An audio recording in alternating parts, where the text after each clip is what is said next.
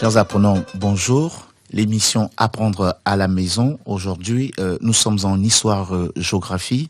Nous recevons ici, dans ce studio, Monsieur Mombo Adamo Brice Parfait, enseignant au lycée Montalier, et votre humble serviteur Jean-Serge Obamamba, conseiller pédagogique. Monsieur Adamo, bonjour. Bonjour monsieur. De quoi allons-nous parler aujourd'hui? Alors nous allons parler, n'est-ce pas, du Gabon, un pays à revenu intermédiaire. Mais avant d'y entrer, nous allons revenir sur la leçon précédente du chapitre 1. Troisième leçon, sur la question du sous-développement. Il faut retenir que les caractères du sous-développement sont liés déjà à la matrice interne du pays. Excusez-moi de parler ainsi. Les caractères, il faut voir dans le caractère, ce sont les économies qui dépendent essentiellement des matières premières, la vente des matières premières. Le tissu industriel est suffisamment faible, hein, on peut retenir ces deux aspects. Et les facteurs sont d'autres, endogènes et exogènes. Endogènes, il y a la réalité interne de l'économie, hein, les économies qui ne sont pas suffisamment industrialisées, et exogène, il y a la réalité du marché international. Ce sont des produits vendus à l'international, bois, café, tout ce que vous voulez. Et les perspectives, il y a plusieurs. Il faut aller vers une forte industrialisation, il faut former la jeunesse, et d'autres aspects. Ce qui nous importe aujourd'hui, c'est de revenir rapidement sur notre leçon, le Gabon, un pays à revenu intermédiaire. Et je vais revenir là-dessus. Si je comprends bien, la leçon précédente portait sur la question du sous-développement. Et c'est l'une des raisons nous allons embrayer aujourd'hui sur le Gabon. Parce que le Gabon est un pays à revenu intermédiaire, à ce que je sache. Bien sûr, bien sûr. Ok. Monsieur Momo, c'est quoi un pays à revenu intermédiaire? Alors, un pays à revenu intermédiaire, c'est un pays qui a, n'est-ce pas, un revenu national brut supérieur à 1095 $ américains. Mais il y a deux tranches, il y a deux types de pays. Il y a la tranche inférieure, donc de 1095 à 3995 $. Ça, c'est la première tranche, pays à revenu intermédiaire inférieur. Et les pays à revenu intermédiaire supérieur, de classe supérieure, partent de 3996 à 12 392 $. Oui, ok. Donc, vous avez dit, si je vous suis bien, il y a deux types de pays à revenu intermédiaire. C'est-à-dire les pays de catégorie inférieure et les pays de catégorie supérieure. Le Gabon appartient à quelle catégorie? Le Gabon appartient à la tranche supérieure. Voilà. Parce que le PIB par habitant au Gabon est de 8111 $ américains. Ok, d'accord. Donc le Gabon est un pays à revenu intermédiaire de tranche supérieure. Oui. Donc vous avez dit aujourd'hui nous allons voir le cours sur le Gabon. Qu'est-ce qu'on retient de façon générale avant d'entrer dans le vif du sujet? Qu'est-ce qu'on peut retenir de façon générale sur le Gabon? En introduction, on peut d'abord retenir que le Gabon est un pays de l'Afrique centrale. Grâce à ses ressources naturelles et à sa faible population, les institutions internationales font du pays, n'est-ce pas, un pays à revenu intermédiaire. Oui, mais monsieur, c'est quoi ces ressources naturelles? Nous avons besoin de comprendre c'est quoi une ressource naturelle. Ouais, une ressource naturelle, ce sont des éléments qu'on trouve dans le milieu dans lequel nous vivons. Ce n'est pas issu de l'homme. Ce n'est pas l'homme qui a, n'est-ce pas, planté ou qui a l'origine d'eux. C'est plutôt des ressources que l'on trouve. Quelques exemples. Voilà, quelques exemples. On a le bois, le cas du Gabon, le bois, le manganèse, le pétrole, voilà, pétrole, l'or, et d'autres ressources qui ne sont pas exploitées, la barytine, le fer. Ok, d'accord. Monsieur Adamo, le Gabon a une énorme potentialité naturelle. En quoi ces éléments-là pourraient-ils être un élément un catalyseur pour le développement du Gabon? Ces éléments sont essentiels pour l'économie. Je vais prendre le cas du bois. Le secteur forestier, n'est-ce pas, est le deuxième employeur après l'État. Et avec l'industrialisation qui a été enclenchée en 2009, c'est plus de 6 000 nouveaux emplois trouvés aux jeunes Gabonais. Donc, ce secteur est capable, n'est-ce pas, non seulement de créer de la richesse, la transformation du bois, créer de la richesse, mais également résorber, d'une certaine manière, une partie importante de la population inactive qui est au chômage. Il faut ici faciliter la compréhension des élèves. Si mes souvenirs sont bien, le plus souvent, cette leçon, lorsqu'on l'aborde, elle se fait en 3 objectifs. Le premier objectif ici, le plus souvent, est de présenter les potentialités de l'économie. Le deuxième objectif est de déterminer les difficultés auxquelles fait face l'économie gabonaise. Et le troisième objectif est analyser les perspectives. Je voudrais qu'on revienne sur le premier objectif, c'est-à-dire celui en rapport avec les potentialités. Quelles sont les réelles potentialités dont dispose le Gabon? Alors, le Gabon dispose de plusieurs potentialités, hein. Quand on commence par le sol déjà, on va revenir dessus, le bois. C'est 89% du territoire couvert de forêt, avec des essences endémiques comme le koumé, le Zigo, même si aujourd'hui le Zigo n'est plus est contingenté comme le Kevazingo, on a le Padouk, l'acajou. Alors, les productions varient. Les productions brutes vont de 1,5 million à 2,5 millions de mètres cubes l'an. Et la transformation tourne autour de 500 000, 700 000 mètres cubes, 700 000 mètres cubes de transformés. Donc, quand j'ai transformé, c'est la première transformation. La première transformation, c'est les planches débitées, le contreplaqué. La deuxième transformation, c'est le contreplaqué, les parquets. Troisième transformation, nous avons, n'est-ce pas, tout ce qui est lié aux meubles, les bénisteries. Bon, il y a une quatrième qui va peut-être arriver dans quelques années, c'est le recyclage de tout ce qui est issu, les déchets, les débris, n'est-ce pas, issus de la transformation. En d'autres termes, le bois est un atout majeur pour l'économie gabonaise.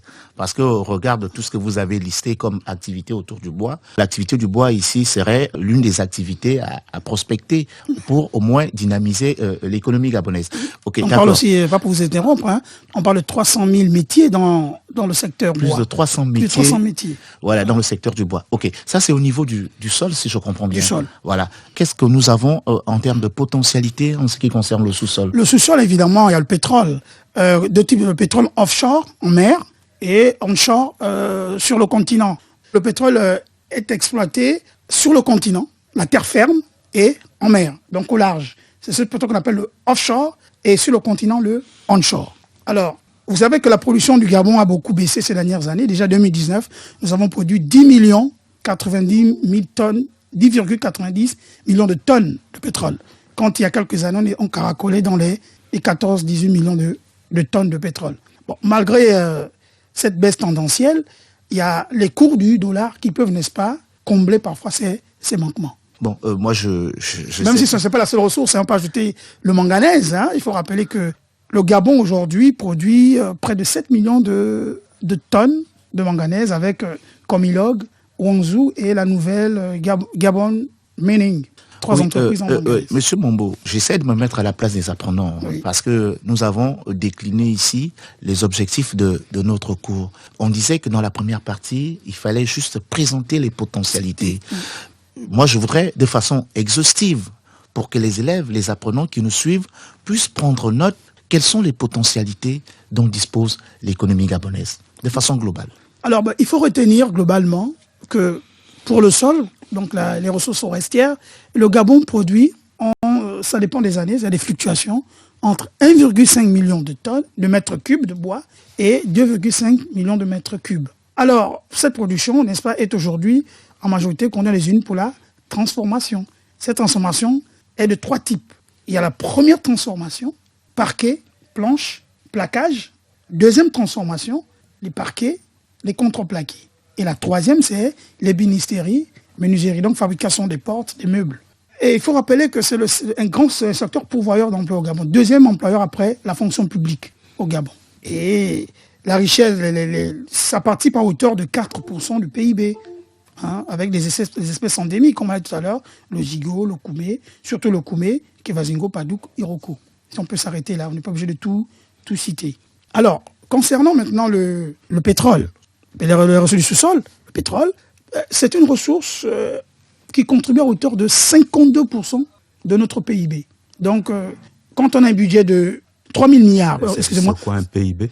Le PIB, le produit intérieur brut, c'est la richesse créée dans un pays. Voilà. Lorsque vous obtenez un budget de 3 000 milliards de francs CFA, vous verrez que le pétrole va contribuer à hauteur de 1 600 milliards de francs CFA. C'est énorme. C'est énorme. Alors, en dehors du pétrole, vous avez, n'est-ce pas, le manganèse, exploité par la Comilog, la compagnie minière de Logoué. Vous avez la compagnie Wonzu, la chinoise qui est en Djolé. Et à Franceville, vous avez, n'est-ce pas, la nouvelle Gabon Mining. Ce qui fait que ces trois entreprises réunies, n'est-ce pas, font du Gabon aujourd'hui un des plus grands producteurs de manganèse au monde. Plus de 6 millions de tonnes. C'est énorme. Devant l'Afrique du Sud, j'ai vu les chiffres encore ce matin, était à 6,2. Nous sommes à au moins 6,8 millions de tonnes. Normalement, si on fait une classification, le Gabon devrait être, n'est-ce pas, est en pole position dans ce domaine. Bon, l'or aujourd'hui, après la fermeture du site de Bakoudou dans le département de l'Ikoko, est en nette régression. On était déjà à 1 tonne 100. Mais aujourd'hui, la production est en deçà. On espère qu'il y a des sites promoteurs. Il y a des sites promoteurs, mais nous allons revenir. On n'est pas embrayé dans cette partie-là. Nous allons revenir un peu plus tard dans la leçon. Oui, Monsieur Adamo, vous savez que l'exercice en histoire-géographie, on a deux types d'exercices. On a le commentaire et la dissertation. Et le plus souvent, surtout dans le commentaire, on peut par exemple aller piocher un élément isolé d'un cours pour en faire une évaluation. Et là, vous avez parlé des ressources, des potentialités naturelles du Gabon. Moi, je voudrais que vous puissiez revenir pour que les apprenants puissent mieux vous cerner en quoi chacune de ces potentialités ou en quoi chacune de ces ressources pourrait permettre le développement du pays. Bon, ces ressources vont permettre le développement du pays. Première chose d'abord, c'est l'emploi. C'est l'emploi, la création des richesses. Alors, on va vers plus de transformation, vers plus d'industrialisation. Nous allons créer de l'emploi et créer de la richesse. L'emploi, création de la richesse. S'il y a création de la richesse, il y a forcément développement. C'est dans ce sens que je vois la question, sauf si je n'ai pas... Forcément, on est tous le Gabon inscrit dans la perspective de développement. Mais c'est vrai que peut-être que vous avez fait une omission pour parler, par exemple, de son écosystème aujourd'hui. Ah oui, avec la création des 13 parcs nationaux qui ont des spécificités. Voilà, c'est un vivier qu'il faut exploiter pour enfin permettre au Gabon de créer encore un peu plus d'emplois. L'écotourisme. L'écotourisme, c'est un tourisme lié, n'est-ce pas, à la valorisation du milieu naturel. Maintenant, sur du tourisme, on peut développer du tourisme au Gabon. Je fais exergue le site de Mimbeng. On peut, n'est-ce pas, créer des structures qui vont attirer les Européens, les Asiatiques et même les Africains. Il y a aussi Andjolé, le site de Samori Touré. Il y a plusieurs aspects du tourisme. Voilà. Bon, ok. On a le tourisme de mer, on a le tourisme balnéaire, etc.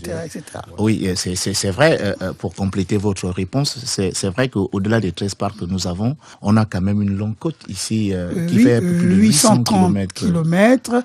Donc, beaucoup de ressources halieutiques, mais également du tourisme balnéaire.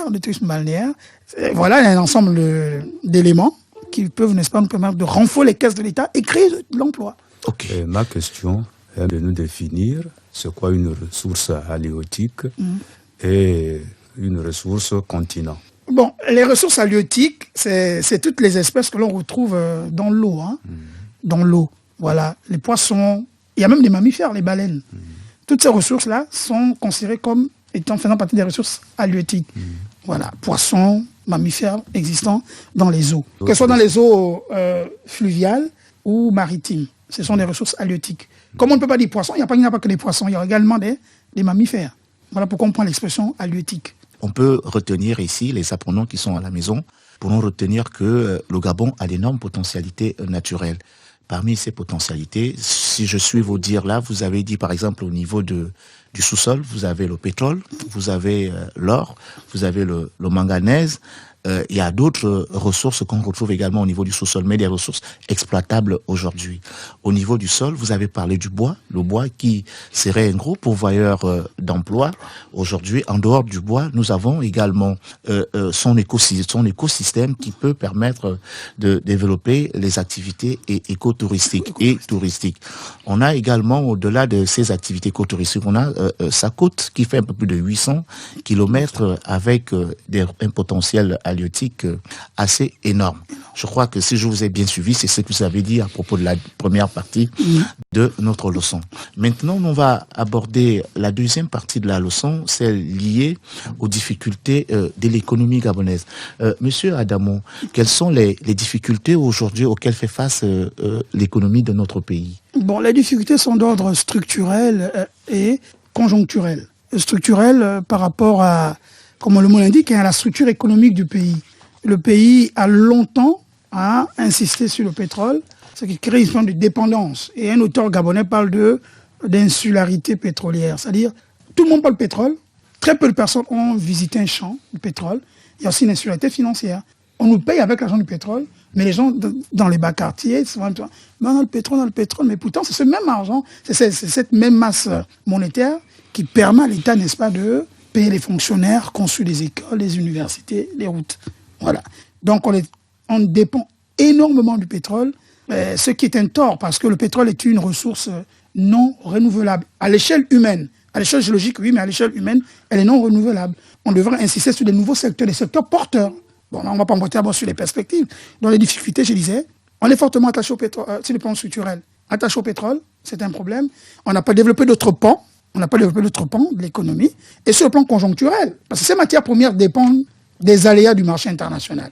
Mais, Monsieur Adamo, moi je voudrais qu'on puisse revenir sur les problèmes structurels, parce que vous savez que nous avons des apprenants qui nous suivent en ce moment, et vous avez dit parmi les difficultés structurelles, il y a la structuration de l'économie qui s'est appuyée sur le pétrole essentiellement. Mais il y a également un autre volet, peut-être que cela vous a un peu échappé, sur la structure de l'agriculture gabonaise. Oui, rudimentaire. C'est une agriculture rudimentaire, qui n'est pas mécanisée. Il y a moins de main-d'œuvre parce que les jeunes sont happés par la ville, attirés par la ville, le mirage urbain. C'est un véritable problème. Monsieur, nous définir plusieurs structures qui composent un peu l'économie gabonaise. Bon, pourquoi ces difficultés? Il faut comprendre déjà que dans les années 80, on avait lancé les fameux plans quinquennaux qui n'ont pas marché. Les plans quinquennaux qui n'ont pas marché. On a eu des structures comme Siam, la zone de Ntoum, mais qui n'ont pas donné ce qu'on attendait derrière. Comme Boumangrin. Boumango, voilà, les poulets le gras. Voilà, ce sont toutes ces difficultés. L'agriculture n'est pas mécanisée. La population a vieilli, puisque les jeunes sont en ville, pour les études ou pour autre chose. Et c'est pas la seule difficulté. Hein. Le problème aussi des éléments structurants. Les routes. Vous voyez, il y a des départements qui sont complètement enclavés, qui peut-être peuvent produire énormément de bananes, mais ne peuvent pas venir les écouler sur les grands marchés, les grands centres urbains. Parce que les routes, parfois, ne répondent pas aux normes. C'est un problème, les éléments structurants. Bon, je ne sais pas si j'ai répondu globalement à la question. Oui, c'est vrai que... Voilà, le problème des industries, il manque des industries, on ne transforme pas suffisamment, et il n'y a pas suffisamment de PME et PMI. Ce sont les PMI qui tirent aussi l'économie vers le haut, par rapport aux grandes structures, aux grandes structures. Les PME et PMI peuvent tirer l'économie vers le haut. Ok, parmi les problèmes structurels auxquels fait face l'économie gabonaise, on peut retenir la route, c'est-à-dire souvent nous avons des routes qui ne sont pas praticables en toute saison, ce qui a forcément une incidence au niveau même de la prise en charge des populations. Et vous allez constater également qu'au niveau même des produits agricoles qui coûtent énormément cher en milieu urbain. Donc le fait qu'il n'y ait pas de route est un problème au niveau de l'économie gabonaise. Vous avez également parlé de l'agriculture. Une agriculture rudimentaire, vous l'avez dit tout à l'heure, une agriculture qui reste encore rudimentaire. Moi je dirais même que cette agriculture est beaucoup plus axée sur les cultures d'exportation. Il faut expliquer aux élèves ce qu'on entend par culture d'exportation. Les VA. C'est-à-dire les VA cultures. On a le cacao. Le palmier à huile. Le palmier à huile. Oui. Or, c'est une agriculture qui devrait, en principe, être axée sur les cultures vivrières. Malheureusement. On a également les problèmes industriels. On a une industrie encore embryonnaire qui est moins productive, avec une valeur ajoutée très faible. Vous avez, par exemple, les scieries auxquelles vous avez fait allusion tout à l'heure. Vous avez les brasseries, vous avez les huileries, les savonneries. C'est vrai que c'est des industries qui sont là, mais elles ne sont pas très performantes. La valeur ajoutée n'est pas très importante. Vous avez peut-être omis un aspect assez important aussi au niveau des problèmes structurels. Il y a également la forte emprise du secteur informel. Parce que tout simplement, le secteur informel exerce une concurrence déloyale sur des activités formelles. Et maintenant, on va amorcer le deuxième sous-point de cet élément-là. Quels sont les problèmes conjoncturels auxquels fait face l'économie? Les problèmes conjoncturels sont liés aux crises, les différentes crises. Vous allez prendre la crise 2014, n'est-ce pas, qui a, démontré que l'économie gabonaise est fortement dépendante du pétrole. C'est que les recettes budgétaires de l'État ont connu une forte diminution, si on peut parler ainsi, forme de régression, c'est même mieux régression, tout simplement parce que ces matières premières sont liées aux aléas du marché international. Ce sont les traders de Londres, n'est-ce pas, de New York, qui en quelque sorte fixent les cours. Ce qui en réalité entraîne une dégradation des termes de l'échange. Aller un peu en détail pour plus voilà, la dégradation des termes de l'échange. Qu'est-ce qu'on entend par dégradation des termes de l'échange? Ça veut dire, on vous achète du pétrole brut, mais lorsqu'on vous vend des chaussures, notamment les languettes, les semelles de chaussures qui sont fabriquées à partir du pétrole, des résidus du pétrole, ce coûte plus cher. C'est ça la dégradation des termes de l'échange. On vous impose le prix, mais en retour, le prix fixé, la matière finie, le produit fini ou manufacturé qu'on envoie sur les marchés africains revient plus cher que la matière de départ. Parce que nous n'avons pas suffisamment des outils de transformation. Voilà, et il faut parler les fluctuations des cours du pétrole. J'en reviens là-dessus. Donc les aléas du marché international. Le pétrole, il se vend 3 mois avant. Il faut comprendre ça ainsi. Donc, c'est fixé par la bourse de New York, de Londres, par rapport à des référentiels, la mer du Nord, pétrole états-unien, américain si vous voulez. Et notre pétrole, il faut comprendre qu'il y a une décote. Notre pétrole se vend pas au même prix que celui de la mer du Nord. Il y a une décote de parfois 3%, 2%. À cause du système c'est un peu complexe, on ne va pas rentrer dans ça. Mais il faut retenir globalement que ces aspects conjoncturels affectent énormément l'économie, les crises. Parce que le pétrole dépend des tensions géopolitiques. Si la tension géopolitique, au moins et Proche-Orient, vous avez remarqué que les cours vont aller vers le haut. Mais quand il n'y a pas les tensions, qu'il y a une crise comme le Covid-19 que nous vivons maintenant. Pourquoi nous, producteurs, on ne fixe pas des prix Parce que la matière première en elle-même n'a pas de valeur. Il n'y a pas de richesse en soi. C'est l'homme qui donne de la valeur à la richesse. On va partir d'une richesse naturelle. Il faut transformer pour donner de la valeur ajoutée. Si vous ne le faites pas, vous êtes soumis aux aléas. Donc, les acheteurs vous fixent le prix, tout en tenant compte des réalités du marché international. Si je vous suis dans le deuxième sous-point lié au problème conjoncturel, il faudrait peut-être rappeler aux apprenants ici que lorsqu'on parle en termes de problèmes conjoncturels, c'est des problèmes qui sont liés à une situation ponctuelle. C'est des problèmes qu'on peut régler du jour au lendemain. Parce qu'on dit souvent, lorsqu'on parle d'une conjoncture, la conjoncture, elle peut être positive, la conjoncture peut être également négative, c'est une situation ponctuelle. Et lorsqu'on parle de problème, ça veut dire que c'est déjà une difficulté. Donc on dit problème conjoncturel, ce sont des difficultés qui arrivent de façon ponctuelle à l'économie gabonaise. Et parmi ces difficultés, vous avez cité, entre autres, la crise du pétrole. C'est-à-dire que le pétrole, à un moment donné, il peut être vendu aujourd'hui à $30 le baril. C'est une difficulté. Il peut être demain, le lendemain, passé à $50, voire même à $100. Vous voyez que la valeur ou le prix du pétrole fluctue en fonction de l'économie. Et le plus souvent, lorsque le Gabon fait les budgets, il fait ce qu'on appelle les hypothèses budgétaires en fixant une moyenne sur le prix du baril de pétrole. Il peut arriver qu'au cours de l'année, que le prix du pétrole tombe, ce qui fait que le pays est bien obligé de revoir les hypothèses budgétaires parce que tout simplement, les estimations n'ont pas été celles prévues par le budget. Donc c'est ce qui fait, si je comprends bien, l'un des problèmes conjoncturels de l'économie gabonaise. Vous avez également parlé si je vous suis bien, de la fluctuation du dollar. C'est-à-dire que non seulement le coût du baril de pétrole est fixé ailleurs, mais également aussi il dépend des aléas du dollar. Le dollar, vous pouvez, comme le pétrole aujourd'hui, vous avoir un dollar à 400 francs aujourd'hui, et demain il pourra passer à 600 francs, et le surlendemain il est à 300 francs. Donc c'est aussi un autre problème auquel fait face l'économie gabonaise. Il y a un autre élément, peut-être que vous n'avez pas relevé, c'est le fait que le Gabon soit un pays à revenu intermédiaire de change supérieur. Le Gabon ne bénéficie pas de remise de dette. Or, vous avez vu, par exemple, en 2004, beaucoup de pays avaient bénéficié de l'annulation de la dette. Mais le fait que le Gabon soit un pays à revenu intermédiaire, le Gabon n'a pas pu malheureusement bénéficier de cette remise de dette. Or, cela compromet de façon significative au projet d'investissement initié par le gouvernement. Donc, je ne sais pas si vous avez quelque chose à ajouter sur les problèmes conjoncturels. Oui. Et on peut... C'est ce qu'on attend par remise de dette ici, c'est l'annulation de la dette. Dette. Ou il y a aussi ce qu'on peut appeler une forme de prolongation, un réchelonnement. On peut réchelonner. Ça dépend. Mais la meilleure option, je pense que c'est l'annulation, pour nous permettre de relancer d'autres secteurs. Vous avez parlé des hypothèses budgétaires. Je crois qu'il faut un peu redéfinir ça pour bien comprendre. Bon, mais les hypothèses, comment l'hypothèse, ce sont des prévisions. On se dit, le pétrole va se vendre, le Brent va se vendre à $80 le baril, mais nous on peut estimer à 65. C'est une hypothèse. Maintenant, cette hypothèse peut être on parle au-delà de l'hypothèse ou en dessous, n'est-ce pas, de l'hypothèse fixée préalablement. Donc c'est une norme qu'on se fixe, mais ce n'est pas la réalité du marché international. Voilà. Oui, c'est l'État en place qui fixe. Qui fixe, voilà, dans la loi de finances. Fixe, donc, évidemment avec les techniciens du ministère des Finances. Souvent quand on écoute la loi de finances dictée par le gouvernement ou l'Assemblée nationale en discussion, Donc c'est souvent des hypothèses. Lorsque le budget est en discussion à l'Assemblée, c'est pour ce qu'on va appeler ici les arbitrages.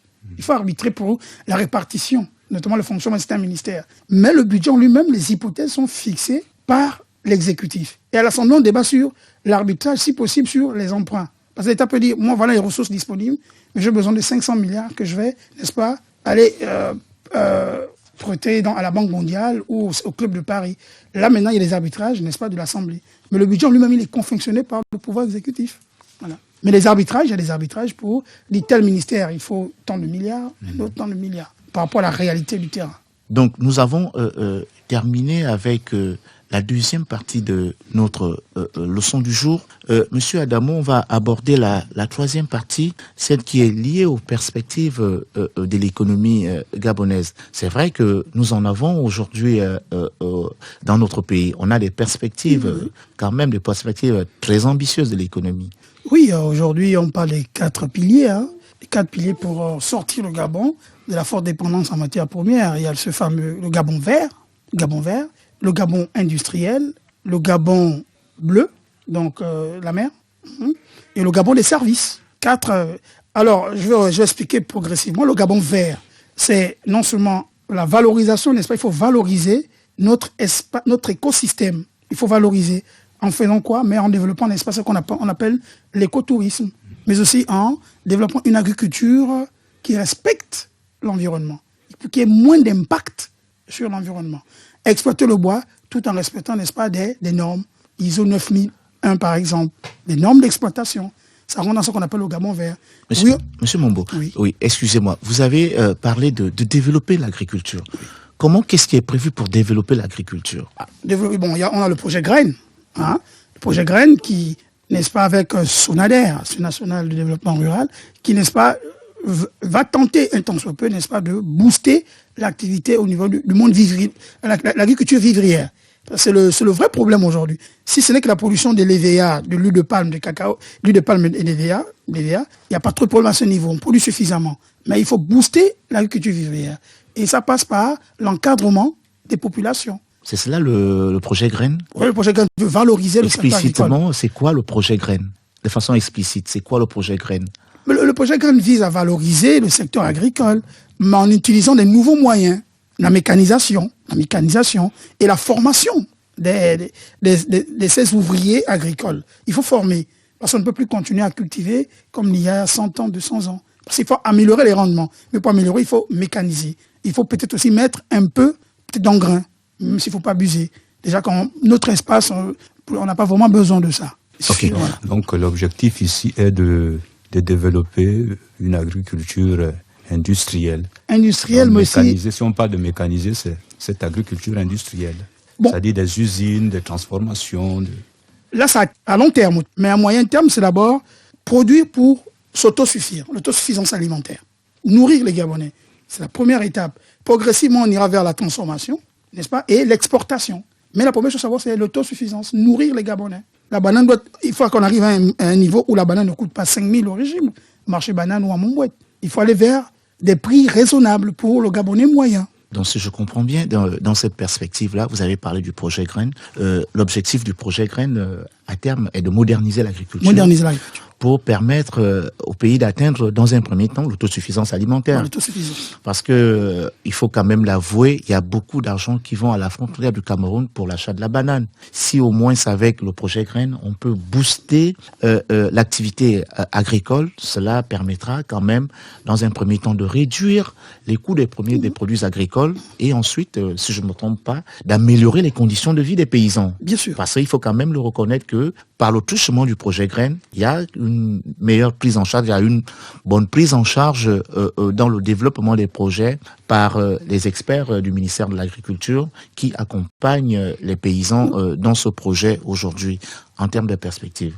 Oui, juste ajouter que le Gabon dépense, en termes de devises, près de entre 350 et 400 milliards de francs CFA. Mais là, c'est en devises. Quand on achète à l'extérieur, c'est en dollars ou en euros. On voit que si on pouvait garder ces devises dans nos comptes et produire sur place de la viande, du lait et autres, c'est vrai qu'on a toujours besoin de l'extérieur. On devait, n'est-ce pas, utiliser ces devises pour autre chose, pour d'autres secteurs. c'est quand même 400 milliards de francs CFA, sinon 350, qu'on les paye chaque année pour la consommation des ménages, manger. 400 milliards, c'est énorme. Alors, on peut quand même réduire ça significativement. Si 200 milliards restent dans le secteur bancaire, ça peut, n'est-ce pas, booster l'économie.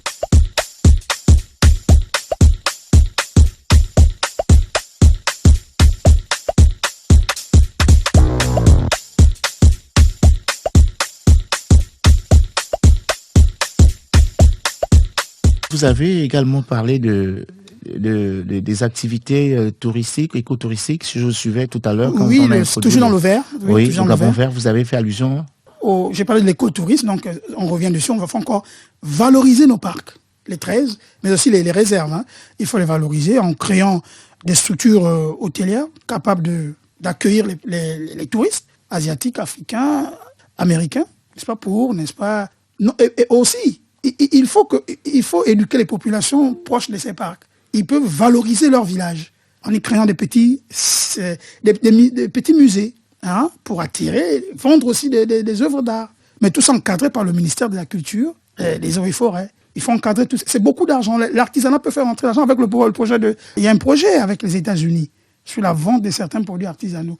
C'est un secteur un filon à suivre. C'est un filon à suivre pour, n'est-ce pas, permettre aux populations rurales de s'enrichir aussi un tant soit peu. S'enrichir, ce n'est pas forcément les milliards, mais c'est vivre de ce que l'on fait et d'investir, envoyer les enfants à l'école. Donc un tourisme qui met la paysannerie au centre, n'est-ce pas, du développement. On est toujours dans les perspectives. Hein. On a parlé de l'agriculture. Et là également, vous avez fait allusion à l'écotourisme. Quand même, il faut rappeler qu'il y a des pays au monde qui vivent quand même grâce à l'écotourisme. C'est le cas du Costa Rica. Du Kenya même. Du Kenya. Oui. Donc, en fait, c'est pour dire que c'est des secteurs, si réellement ils sont bien boostés, on peut parvenir même à mettre un tant soit peu de côté les ressources pétrolières. Bien sûr. Cela peut faire rentrer énormément. D'argent. Donc, on a fait allusion au projet Graines pour développer l'agriculture, pour permettre d'atteindre l'autosuffisance alimentaire. On a également fait allusion au développement des activités écotouristiques. On est pratiquement parti du secteur primaire vers les activités de services. Oui. Mais tous ces éléments-là aujourd'hui sont pris en compte par les politiques de développement avec un objectif à terme, permettre tout simplement l'amélioration des conditions de vie des populations. Bon, quelle autre perspective? Vous avez fait allusion Le Gabon industriel. Le Gabon industriel. Le Gabon industriel, c'est la transformation de nos matières premières en produits semi-finis ou finis. On va prendre l'exemple de l'usine métallurgique de Mwanda. Le manganèse de Mwanda c'est un manganèse amélioré. C'est pas la matière première qu'on envoie directement à la soil. Il y a une première transformation qui s'effectue, n'est-ce pas, à Mwanda pour les grands industriels de l'acier, des batteries. Il n'y a pas que le secteur, il y a le bois, comme on a déjà en parlé. Le Gabon aujourd'hui a plus de 110 usines de transformation du bois. C'est énorme, mais il faut encourager. N'est-ce pas, les investisseurs à se saisir de ce marché prometteur, non seulement sur le plan social, mais également sur le plan économique. Il y a également la zone industrielle, la zone économique spéciale de Nkok, qui aujourd'hui a vraiment valorisé le bois. Ça, il faut le reconnaître, même s'il y a encore des choses qui peuvent se faire. On arrive aujourd'hui à la 3e transformation. Et la 4e transformation du bois, n'est-ce pas, est en cours. Ce qui consiste à tout récupérer. Parce que vous savez que lorsqu'on transforme le bois, il y a des copeaux, des débris, des chutes. Mais la 4e transformation consiste, n'est-ce pas, à valoriser tous ces éléments. Les résidus. Ne plus brûler, ne plus jeter, mais les valoriser. Parce que vous savez qu'à partir du copeau, on peut fabriquer, avec les fornicats, on peut fabriquer, n'est-ce pas, des systèmes de plaquage pour fabriquer des meubles. Voilà, c'est possible. Des chaussures, voilà, des babouches. Voilà. Donc, le pétrole, il faut aller vers plus de transformation. Le pétrole, c'est pas seulement le carburant. Avec le pétrole, on peut fabriquer des mèches pour les dames. Les mèches là, les cheveux, les vernis, tout ce qui est cosmétique pour les femmes. Voilà, avec du pétrole, on peut en fabriquer. Voilà. Il faut aller vers ça. Et les même ustensiles de maison, voilà, comme les verres en plastique. Voilà. Et il faut même se projeter sur l'avenir. Pourquoi pas devenir, n'est-ce pas, un hub régional? On peut devenir un hub régional.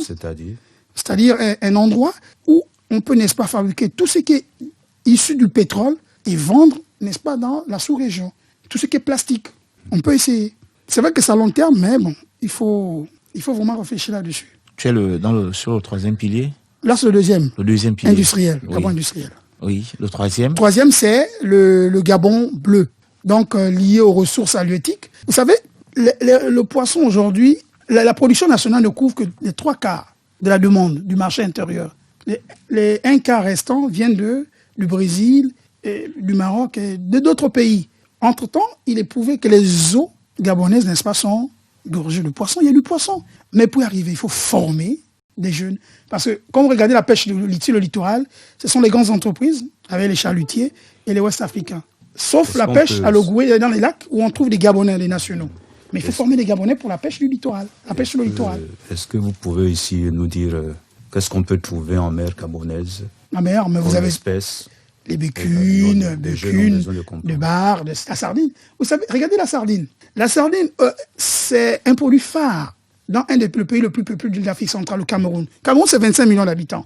Mais la sardine, il s'avère qu'il y a un phénomène en mer ici qui se développe que sur notre côte là, qu'on appelle, c'est un mot un peu technique, le upwelling, la remontée des eaux froides, lorsque les eaux froides viennent remplacer les eaux chaudes, n'est-ce pas, en surface. Ce phénomène est à l'origine, n'est-ce pas, de l'éclosion de la sardine. La sardine, ça facilite, n'est-ce pas, l'augmentation, n'est-ce pas, des populations en sardine. Ce qu'on ne trouve pas, par exemple, au Cameroun. Vous remarquez que les Camerounais viennent se ravitailler en sardine au Gabon. Mais c'est un domaine où on peut insister en formant les jeunes. Parce qu'il ne faut pas compter sur nos frères ouest-africains. Il faut former les jeunes Gabonais pour la pêche, n'est-ce pas, ce sont des métiers qui... Ce sont des métiers d'avenir. Et ça nourrit son homme. Je ne pense pas qu'un pêcheur puisse développer des complexes devant un enseignant. Je ne pense pas. Financièrement, il a ce qu'il faut. Est-ce qu'à ce niveau, le Gabon a suffisamment développé? Bon, voilà, évidemment, ça en friche. C'est un domaine en friche. Il faut solliciter des jeunes Gabonais. Il faut former, il faut inciter les Gabonais pour qu'ils se lancent dans la pêche littorale et intérieure, donc à l'Ogoué, dans les lacs et dans certaines rivières du Gabon. Il faut inciter les jeunes, mais tout ça encadré. Tout ça, il faut encadrer. Parce qu'on ne peut pas aussi lancer une activité sans payer l'impôt. C'est pas possible. Il faut toujours y penser. L'informel tue l'économie. Troisième pilier, oui. Quatrième maintenant. Quatrième pilier. Le quatrième pilier, on n'a pas de Gabon vert, Gabon des services. Voilà, le Gabon des services. Alors, le Gabon des services ici, on peut se servir de notre système, la plateforme bancaire gabonaise, hein, pour devenir hub régional. Et la BVMAC qui est la bourse d'Afrique centrale. Donc, sur le plan financier, la BVMAC et nos banques peuvent, un temps soit peu, n'est-ce pas, attirer, faciliter, n'est-ce pas, l'installation de certains industriels en finançant les projets. On finance, même si le projet se fait au Cameroun, une banque gabonaise, je ne vais pas citer pour ne pas faire la publicité, peut, n'est-ce pas, financer un projet qui se fait au Cameroun. Mais en retour, la banque gagne. C'est possible, parce que le système bancaire, quand même, il faut le reconnaître, il est suffisamment bien organisé. Là, on peut se servir de ce secteur pour faire du Gabon un hub régional des services. Une grande plateforme, n'est-ce pas, pour permettre de développer l'Afrique centrale. En dehors du Cameroun qui est assez développé en services. Je parle du secteur bancaire. Le secteur bancaire gabonais est suffisamment structuré, bien organisé. Et ça, il faut demander, il faut lire certains bouquins et demander comment ça se passe chez eux. C'est un peu compliqué. La banque au Gabon, quand même, il faut reconnaître, il y a beaucoup d'avantages. Ce sont des commerçants, on sait. Mais il y a des avantages qu'on ne trouve pas forcément ailleurs. C'est pas fini, il y a les assurances. Les assurances, il faut également insister là-dessus. Et un aspect, c'est il nous faut un port en eau profonde. Pour rivaliser, il faut un hub régional, un grand port en eau profonde. On ne va pas donner une localité, il suffit que les gens réfléchissent. On avait parlé de Mayuma. Si on pense que Mayuma ne porte plus, on peut prendre Port-Gentil. Et aujourd'hui, il y a la route Omboué-Port-Gentil. Faire de Port-Gentil un hub régional, un grand port, pour ravitailler certains pays d'Afrique, les pays d'Afrique centrale qui sont enclavés. Le Tchad, l'Afrique centrale et la Centrafrique. Ça, c'est sur le plan des services. Maintenant, oui. Oui, bon, ok, monsieur Adamo. Vous avez présenté de façon globale les perspectives de l'économie gabonaise. Pour, je sais pas, je vais tenter de récapituler tout ce que vous avez dit ici. Vous avez parlé, par exemple, au plan agricole, dans les perspectives. Vous voyez qu'il y a un effort qui est fait à partir du projet Graines. Parce qu'on a dit, vous avez dit tout à l'heure que l'objectif est de parvenir à l'autosuffisance alimentaire et par ricochet également améliorer les conditions de vie des populations. Vous êtes revenu également sur le développement des activités écotouristiques. On a fait allusion tout à l'heure au Costa Rica, des pays qui vivent essentiellement de l'écotourisme. Et le Gabon, à ce niveau, fait partie des pays peut-être les mieux nantis au niveau de la sous-région en ce qui concerne les potentialités écotouristiques. Pour votre pour rappel, on se rend compte que c'est en 2004, je crois bien, au sommet de Durban en Afrique du Sud, que le défunt président avait pris la décision de céder 11% du territoire gabonais au patrimoine mondial de l'UNESCO pour développer des activités écotouristiques, parce que tout simplement, les gens se rendent à l'évidence que le tourisme peut rapporter, peut faire vivre un pays. Vous avez également fait allusion ici dans les perspectives, l'industrialisation. Si on regarde aujourd'hui, peut-être le premier pôle qui matérialise mieux cela est la zone économique spéciale d'un COC. Et à cela s'ajoute également la prise de décision, la décision qui avait été prise, je crois, en 2010, de ne plus exporter le bois à l'état brut, qu'il fallait d'abord qu'il puisse subir une première transformation au niveau du Gabon. Tout cela a pour objectif de créer des unités de production, de créer des emplois, d'améliorer les conditions de vie des populations. À cela s'est ajouté également un effort qui avait déjà été fait dans la construction, dans l'amélioration du réseau routier. Parce qu'il faut quand même reconnaître qu'aujourd'hui, le Grand Sud aussi a désormais une route, mais c'est vrai que c'est déjà un effort qui est fait au niveau de le désenclavement, au niveau de la participation, de l'implication des populations dans la production agricole. Et pour terminer, vous avez fait allusion à la mer, parce qu'aujourd'hui, lorsqu'on nous regardons nos côtes, nous avons plus de 800 kilomètres de côtes, et ces côtes-là regorgent des merveilles. Vous avez fait allusion à la sardine qu'on ne retrouve pas dans un pays comme le Cameroun et que les Camerounais sont bien obligés de venir se ravitailler dans notre pays. Donc, en gros, de façon globale ici, autant pour moi, lorsqu'on parle en termes de perspective, il faut déjà partir d'un principe élémentaire, c'est la diversification. Parce que notre économie est restée pendant longtemps engluée dans le pétrole où il dépendait en grande partie du pétrole. Donc, le premier élément des perspectives de l'économie gabonaise est la diversification. Mais comment amorcer cette diversification?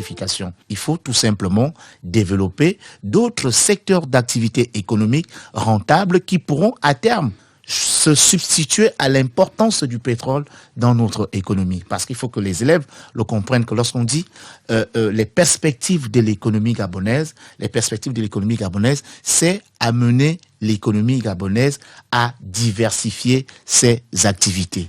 L'économie gabonaise est restée pendant longtemps très dépendante du pétrole. C'est la raison pour laquelle aujourd'hui on est en train de développer l'agriculture par le projet Graines, parce que le Gabon à lui seul dépense énormément d'argent pour acheter des produits agricoles, par exemple, au Cameroun qui est à côté. Or, si on parvient à développer des projets agricoles, cela permettra tout simplement aux paysans de se prendre en charge. Cela permettra tout simplement aux ménages qui sont en milieu urbain de faire davantage d'économies, parce que tout simplement, les produits alimentaires, les produits agricoles pourront coûter relativement moins cher. Monsieur? Oui. Ouais, mais le Gabon n'a qu'un seul secteur de diversification, rien que le projet Graines, mais il n'y a pas d'autre. Oui, on a parlé de l'industrialisation de la filière bois. Quelques exemples, il y a le projet Graines qui est là, c'est déjà un échantillon, quelques échantillons de la diversification de l'économie gabonaise. Oui. Vous avez le secteur bois, RFM, dans la province du Wellington, qui fait dans la 3e transformation, c'était non, fabrication de portes. Pour ceux qui arrivent ici à Nzayon, à l'échangeur de Nzayon, ils vont voir, là, on vend des portes de qualité à des coûts raisonnables. Oui. C'est déjà un pas. Mais je voudrais quand même ajouter quelque chose, on n'en parle pas souvent. Pour moi, il doit quand même exister un Gabon gris. Quand je dis Gabon gris, c'est la matière grise, la formation. Il faut former les jeunes, le savoir. Si on forme, je vous assure... Intéresser les jeunes au métier. Voilà. Parce que la tribune est là pour ça. Voilà, il ne faut pas que les jeunes pensent que lorsqu'on est sorti du circuit général, qu'on est devenu, n'est-ce pas, un pestiféré de la société. Non, on peut sortir du circuit, mais chercher à se former dans notre métier d'avenir. Le froid, ça paye. D'autres domaines, la mécanique, tenue par nos amis d'Afrique de l'Ouest. Donc, tous ces moi j'appelle ça le Gabon gris, la matière grise. Il faut former. Tout ce qui est petit métier, il faut que les Gabonais s'y mettent. Tout ce qui est petit métier, c'est le Gabon gris. Monsieur le professeur, je voudrais au moins que vous puissiez faire quelques rappels méthodologiques aux élèves des classes de terminale. Nous constatons qu'il y a beaucoup de manquements au plan méthodologique. Globalement, lorsque vous rédigez une dissertation, globalement, vous avez 3 parties, l'introduction, le développement, la conclusion. Mais l'introduction doit être structurée en 3 paragraphes. L'amorce, Donc, amener le sujet ou définir le sujet. Vous allez à la ligne. Il faut la linéa. On doit bien ressentir la linéa. Ce décalage-là, la linéa, premier paragraphe, vous faites la brosse. Vous repartez à la ligne, n'est-ce pas, pour votre problématique. La problématique, c'est la question centrale qui guide la réflexion. Vous avez fini avec la problématique, vous repartez à la ligne, n'est-ce pas? Pas sauter ligne, vous repartez à la ligne. Donc, on doit avoir 3 paragraphes pour présenter maintenant le plan. Quelle est la démarche que vous allez entreprendre pour répondre à la question posée? C'est votre démarche. Vous avez fait votre introduction en 3 paragraphes, vous sautez une ligne. Vous commencez par exemple on prend par exemple les caractères de l'économie gabonaise, les potentialités de l'économie gabonaise. Pour le faire, ça ne se fait pas en désordre. Vous devez avoir une phrase chapeau qui annonce ce que vous allez dire plus bas. Phrase chapeau, vous connaissez par exemple les facteurs endogènes qui expliquent, n'est-ce pas, la morosité de l'économie gabonaise. Vous l'avez déjà dit en phase d'attaque, vous avez parlé des facteurs endogènes et exogènes. Est-ce que ça exige plusieurs phrases? Non, ça se fait en 2 phrases, 3 phrases. C'est une phrase chapeau. C'est comme une phrase introductive, n'est-ce pas, du développement de cette partie. Vous repartez à la ligne, vous présentez les facteurs endogènes liés au déficit de l'économie gabonaise. Vous l'avez fait. C'est une thèse, ce sont des arguments, vous illustrez. Vous avez fini avec ça. Vous repartez à la ligne pour faire, n'est-ce pas, la partie liée aux facteurs exogènes. Vous rédigez, thèse, les arguments, vous illustrez. Après, c'est parti, phrase de transition. La phrase de transition fait le bilan des facteurs, n'est-ce pas, des difficultés de l'économie gabonaise, les facteurs endogènes et exogènes, et annonce la partie qui suit sur les difficultés de l'économie gabonaise. C'est comme, en fait, cette phrase de transition, c'est comme on appelle ici une conclusion partielle. Cette phrase va annoncer. Et cette phrase de transition est reliée à la première partie. Mais sauf qu'on va à la ligne. La transition va à la ligne. Donc, ça veut dire que votre propos, ici, doit avoir 4 paragraphes. Phrase chapeau, facteur endogène, facteur exogène, phrase de transition. Après, vous sautez une ligne pour développer, n'est-ce pas, les perspectives. Perspectives que vous allez organiser, toujours phrase d'attaque. Vous allez présenter, par exemple, le Gabon vert et le Gabon industriel. Partez à la ligne, vous présentez le Gabon bleu et le Gabon des services. Évidemment, cette troisième partie n'a pas de phrase de transition. Vous sautez 3 lignes pour votre conclusion. La conclusion se rédige en 2 parties. 2. Le bilan. Vous faites le bilan, vous répondez à la problématique, c'est la même partie, et vous repartez la ligne, n'est-ce pas, pour l'ouverture. Donc, dressez un pont entre le sujet que vous traitez, n'est-ce pas, et un autre pont, par exemple, de l'économie gabonaise. Parce qu'on ne fait pas du coq à l'âne. Hein. L'ouverture, si on est sur le sujet, sur le Gabon pays à revenu intermédiaire, on peut faire l'ouverture, n'est-ce pas, avec un domaine de l'économie gabonaise. Donc, 2 parties, pas plus. 2. Bilan, 1 paragraphe, ouverture, 1 paragraphe. Merci, professeur. Pour résumer ce que vous avez dit, chers apprenants, vous savez que le cours de méthodologie, il est très essentiel pour l'examen. Le professeur, il a dit, dans une dissertation, l'introduction se fait en 3 parties.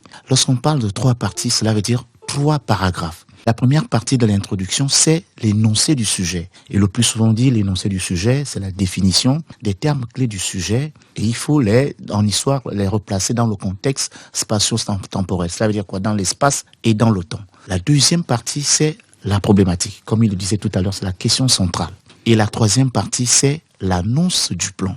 L'annonce du plan, c'est comme le fil conducteur de votre devoir. Donc cela veut dire quoi? Les différentes parties que vous allez traiter. Mais attention, une fois que vous avez terminé votre introduction, vous prenez la peine au moins de faire le plan détaillé au brouillon. Après l'introduction, vous sautez 2 ou 3 lignes. Il faut bien suivre.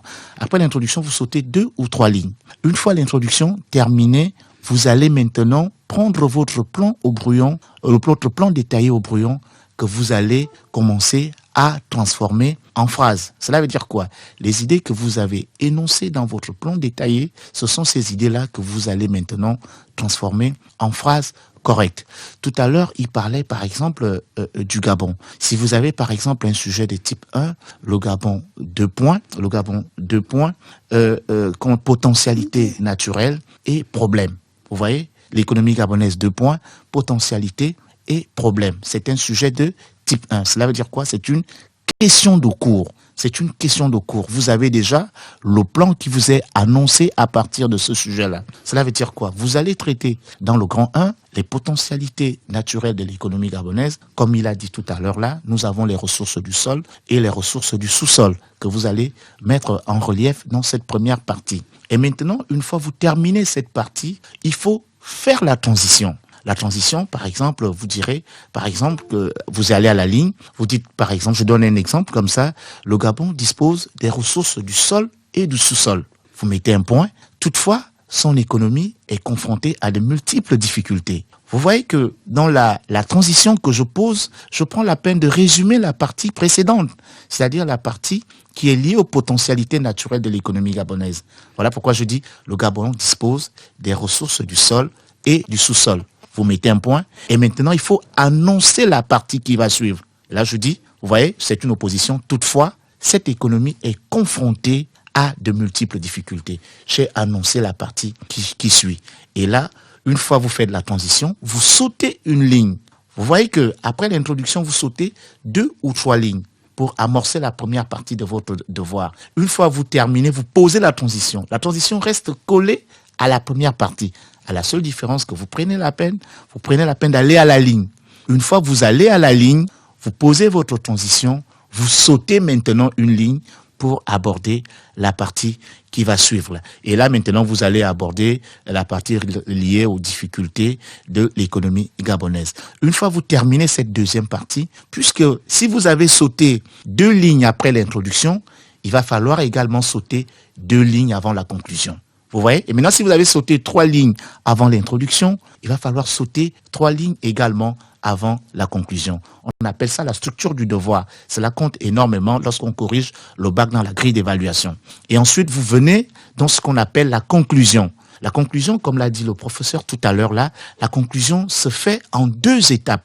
On a la première étape, c'est le bilan du devoir. C'est le bilan du devoir qui constitue la première étape. C'est quoi le bilan du devoir? Le plus souvent, on dit dans le bilan du devoir, c'est la réponse à la question que vous vous êtes posée dans la problématique de votre devoir.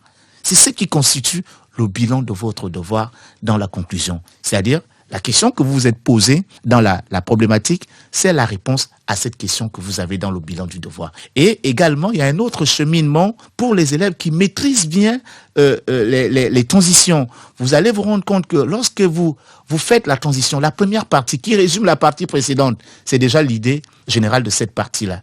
Et ensuite, vous trouvez également dans la deuxième partie l'idée générale, vous les alliez, ça vous fait le bilan de votre devoir. Et ensuite, pour terminer, vous allez à la ligne pour faire ce qu'on appelle l'ouverture. Le plus souvent, l'ouverture en géographie diffère de l'ouverture en histoire. Vous savez qu'en histoire, l'histoire est linéaire. C'est une succession d'événements dans l'espace et dans le temps.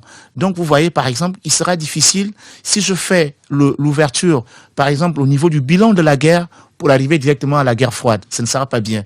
Vous voyez, par exemple, si j'ai une ouverture à faire, par exemple, sur le bilan de la guerre, je dirais peut-être que c'est le lourd bilan de la Seconde Guerre mondiale qui a amené les vainqueurs à réorganiser le monde. Vous voyez que on sort du bilan de la guerre, on arrive à la réorganisation du monde. Et maintenant, pour la géographie, le bilan se fait souvent sous forme de perspective. Il faut faire une projection. Vous voyez, par exemple, on a parlé du Gabon tout à l'heure. On peut dire, par exemple, une meilleure gestion des ressources dont dispose notre pays pourra faire du Gabon à terme un pays émergent. C'est une perspective qu'on fait. Donc voilà un peu, chers élèves, je vous invite à visiter vos méthodologies pour toutes les questions en rapport avec la méthodologie. Vous pourrez nous joindre, je vais vous donner le numéro au 077 00 17 00. Je dis au 077 00 17 00. Je suis Monsieur Obam, mais maintenant vous allez faire quoi? Prenez la peine de vous présenter. Qui êtes-vous? Vous apprenez dans quel établissement, vous êtes dans quelle ville? Vous pourrez poser toutes les questions en rapport avec les méthodologies. Nous serons là toujours pour répondre à vos interrogations. Oui, toujours dans le même sens. Mon numéro, c'est le 077 60 88 83. Je reprends. 077 60 88 83. Monsieur Mombo est d'amour prise parfait. Comme a dit tout à l'heure, le présentateur en chef, vous devez vous présenter, vous déclinez votre identité, votre lycée, et on répond aux questions. Voilà, merci chers apprenants. On était heureux d'être parmi vous aujourd'hui. On espère qu'on va se retrouver la semaine prochaine. Mais n'oubliez pas une chose, si on fait ces cours-là en direct aujourd'hui, c'est parce que la situation n'est pas très bonne. Prenez toujours la peine d'observer les mesures barrières. Vous savez très bien que le virus ne circule pas tout seul. C'est l'homme porteur du virus qui fait circuler ce virus-là. Face aux infections respiratoires, des gestes simples permettent de préserver votre santé et celle de votre entourage en limitant la transmission du virus. Qu'est-ce que cela veut dire? Lavez-vous les mains très régulièrement avec de l'eau, du savon ou du gel hydroalcoolique. Toussez ou éternuez dans le creux de votre coude ou dans un mouchoir. Restez toujours à plus d'un mètre les uns des autres. Utilisez un mouchoir à usage unique et jetez-le. Saluez sans se serrer la main. Arrêtez les embrassades. Évitez de vous toucher le visage et en particulier le nez et la bouche. Portez un masque et restez à la maison. Merci chers apprenants. Au revoir et à très bientôt.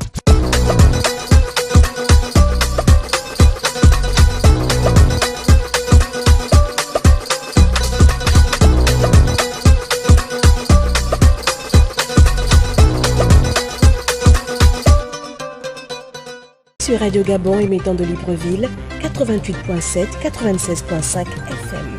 Où que vous soyez, nous sommes avec vous.